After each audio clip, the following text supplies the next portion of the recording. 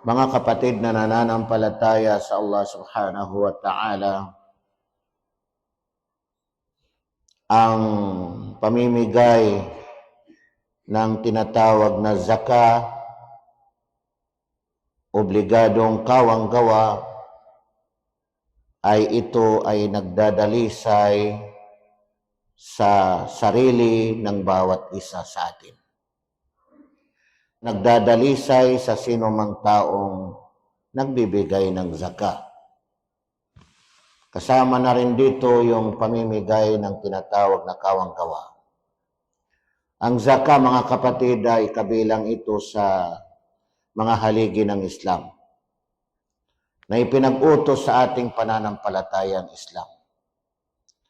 At ito ay napakaliwanag sa banal na Quran na sinabi ng Allah subhanahu wa ta'ala, wa aqimus salata wa atuz zakah warka'u ma'ar raki'in.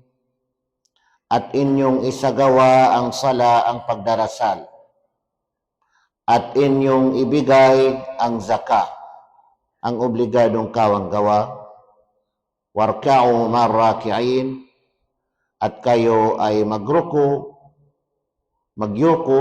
kasama ang mga taong nagdarasal, nagruruko.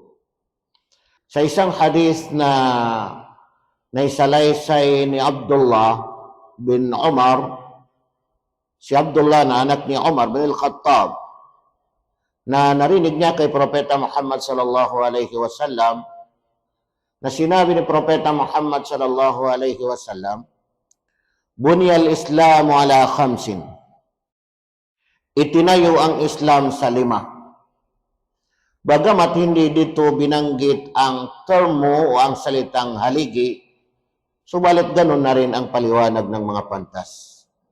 Itinayo ang Islam sa 5. Kapag itayo mo ang isang bahay o gusali, ay mayroong mga haligi. Itinayo ang Islam sa 5. Shahadati an la ilaha illallah wa anna Muhammadar Rasulullah.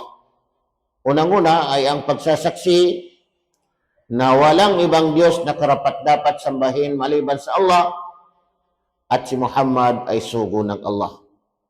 Wa iqamis salah, at ang pagsasagawa ng sala.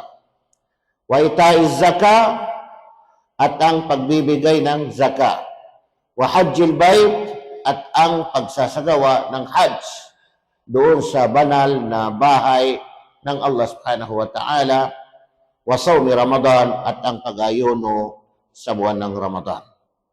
Bagamat dito sa hadith na ito, alam natin na nauna ang hajj kaysa sa pag-ayuno.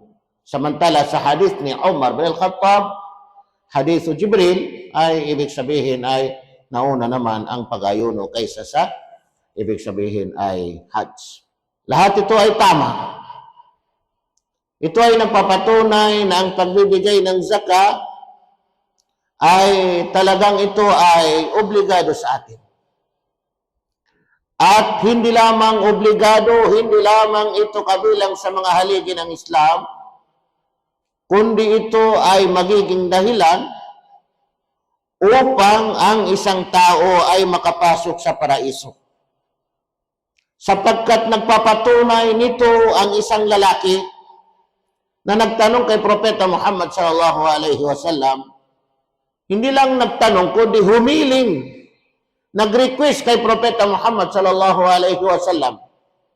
Sabi niya, usugo ng Allah, dullani ala amalin idha amiltuhu dakhaltul jannah.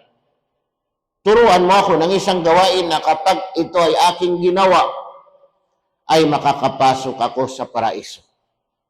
Hindi lamang mga haligi ng Islam, kundi ito ay magiging dahilan na ibig sabihin makakapasok ang isang tao sa paraiso.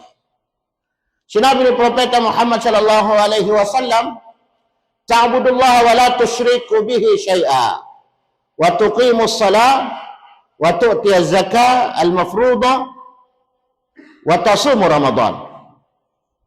Ito yung nabanggit ni Propeta Muhammad sallallahu alaihi wasallam.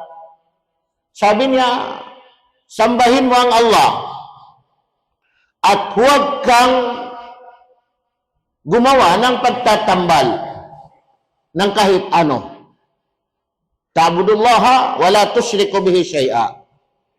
Wa tuqimus salat at isagawa mo ang pagdarasal. Ikaw ay magsagawa ng sala, pagdarasal. Wa tu'tiyaz zakah al-mafruḍa at ibigay mo ang zakah, obligadong zakah. Magbigay ka ng zakah, obligadong zakah. Wa tasumu Ramadan at magayuno ka sa buwan ng Ramadan.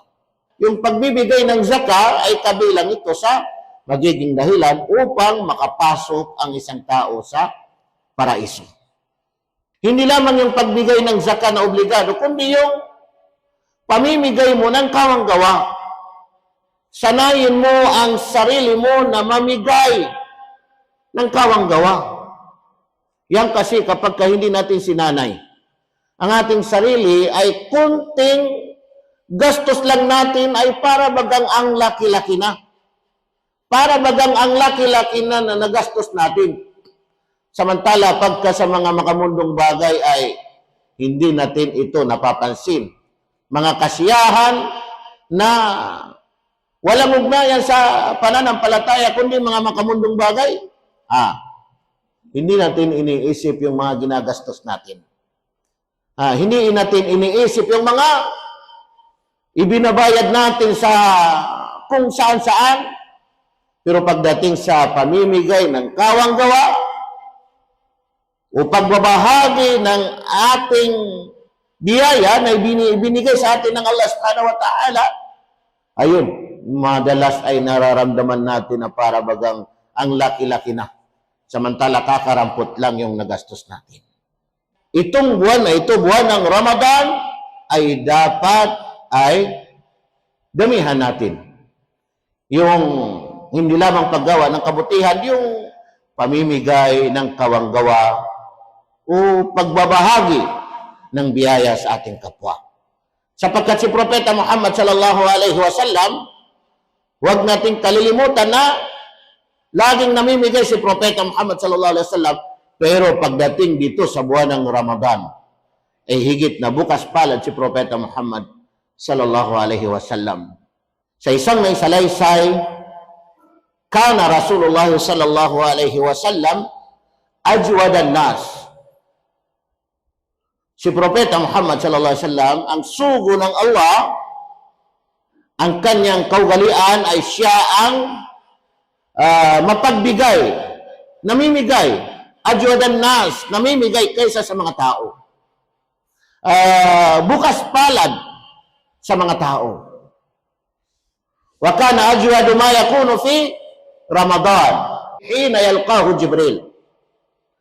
At siya ay namimigay, napakabukas palad niya sa Ramadan. Sa panahon na kikitain siya o kaya ay magkakatagpo sila ni Jibril. Kikitain siya ni Jibril. Pupuntahan siya ni Jibril. Wa kana yalqahu fi kulli laylatin min Ramadan. Sapagkat si Jibril ay pinupuntahan niya, kinikita niya si Propeta Muhammad sallallahu alaihi wasallam sa bawat gabi. Sa bawat gabi ng Ramadan. Fayudarisuhu al-Quran, at itinuturo niya sa kanya ang Quran. Si Jibril ay kinikita niya si Propeta Muhammad gabi-gabi sa Ramadan dahil itinuturo niya ang banal na Quran. Ngayong buwan ng Ramadan, mashallah, samantalahin natin ang ibig sabihin, mga payo sa atin ng ating mga guro na kung saan ay damihan natin ang paggawa ng ibada, paggawa ng pagsamba, o kaya ay paggawa ng mga kabutihan. Samantalahin natin ang buwan ng Ramadan. Fala Rasulullah sallallahu alaihi wasallam ajwadu bil khair min rihil mursala. Kaya sa salaysay na ito ay ang sugod ng Allah na si Propeta Muhammad sallallahu alaihi wasallam ay siya ang higit na bukas palad, higit na namimigay, kawang gawa, o kaya ay bukas palad sa kabutihan, napakabilis, na mabilis pa sa hangin. Yung napakabilis, napalakas na hangin, mabilis pa.